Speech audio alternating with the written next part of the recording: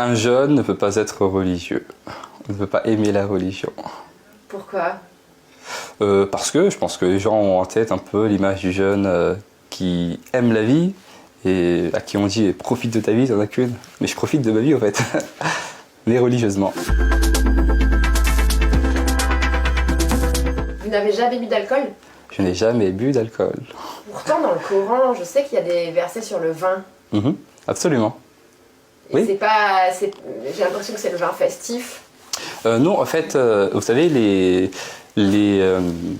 comment dire, la législation a été descendue par étapes, vous voyez, et on retrouve ces étapes parfois sur un certain nombre de questions dans le Coran. Donc effectivement, ça n'a pas été interdit tout de suite.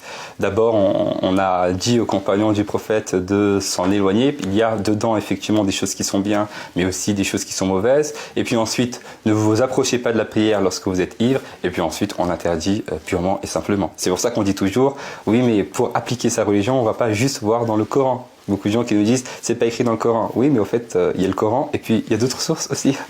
Il y a quoi d'autre comme source? Il y a les récits prophétiques, il y a le consensus des savants, et puis il y a l'analogie, et puis il y en a des dizaines d'autres. Ça veut dire quoi, halal? Alors le halal, au fait, en arabe, ça veut dire juste licite, au fait, autorisé, rien d'autre que cela. Quand on parle de viande halal, on parle au fait de la viande qui est donc licite pour le musulman et pour la musulmane, au fait qui a été sacrifiée selon un rite particulier. Religieusement, on a 5 jugements, et donc une chose, tout ce que je fais dans ma vie, au fait, dans ma journée, a forcément un de ces 5 statuts-là, religieusement. Soit c'est haram, interdit, soit c'est déconseillé, détestable, makrouh, soit c'est autorisé, donc halal ou mubah, soit c'est conseillé, ou bien ça peut être obligatoire. Pourquoi tu as le droit de manger toutes les viandes, sauf le porc? J'ai le droit de manger toutes les viandes parce que c'est une générosité de mon Seigneur. Et puis il y a le porc qui est interdit et puis d'autres interdits alimentaires. Un petit peu, il n'y en a pas beaucoup, un tout petit peu. Très simplement parce que le musulman et la musulmane, ils font le choix de se conformer à ce que Dieu leur demande. Et parmi toutes les choses qu'il nous demande, qui sont des épreuves dans ce monde, il y a des obligations et puis il y a des interdictions. Parmi ces interdictions, il y a le fait de s'abstenir de faire un certain nombre de choses, dont le fait de manger du porc. Pourquoi spécifiquement du porc et pas du bœuf ou du poulet? C'est le choix de Dieu, très simplement. Et il est celui qui connaît le mieux sa création, parce qu'il est le créateur. Et donc, il sait ce qui est bon pour nous et ce qui n'est pas bon pour nous. Pourquoi faut-il enlever ses chaussures avant d'entrer dans une mosquée? Parce qu'aujourd'hui, dans les mosquées, il y a un tapis et que si on marche avec nos chaussures sur le tapis, on l'abîme. Et aussi, on risque de mettre des impuretés en fait, à l'endroit où on prie. Et la prière n'est pas valide si je porte sur moi une impureté et que je sais que j'ai sur moi une impureté ou que je suis sur une impureté. Donc, on évite cela. Vous avez le droit d'aller sur Tinder? C'est pas sain, du coup. Mais c'est pas interdit.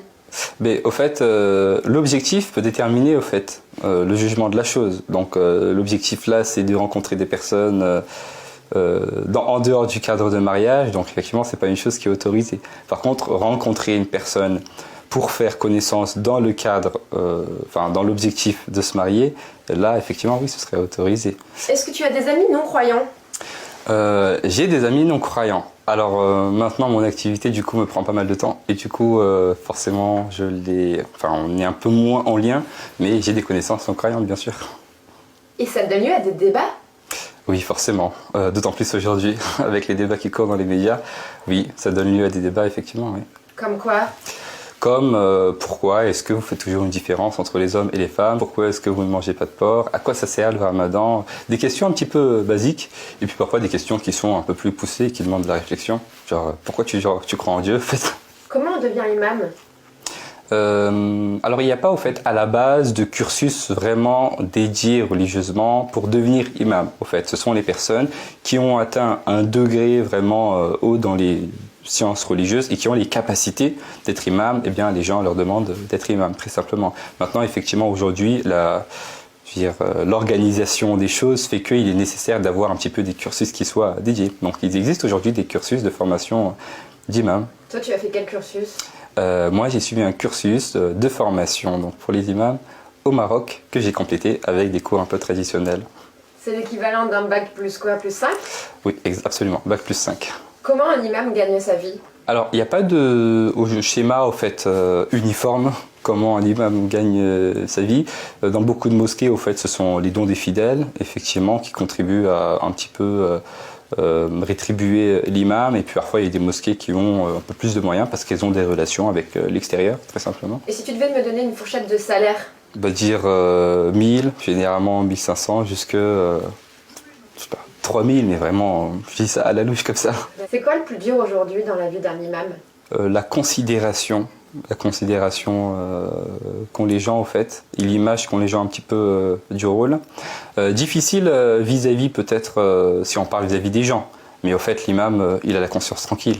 Il sait ce qu'il fait, il sait pourquoi il le fait, et il le fait d'abord pour son Seigneur.